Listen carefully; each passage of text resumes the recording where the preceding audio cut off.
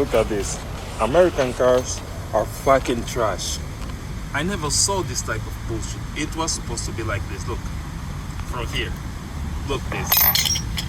This. What's wrong with these people? What the fuck is even this? They put here. Here. What the fuck? So fucking shit, obvious.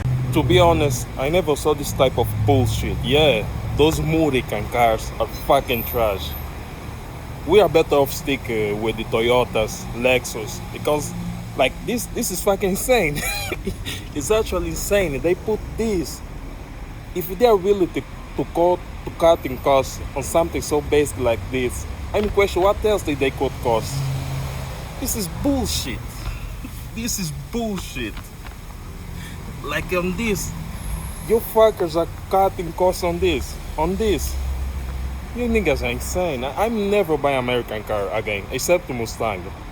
Yeah, I have to buy Mustang, but Jeep, fuck you.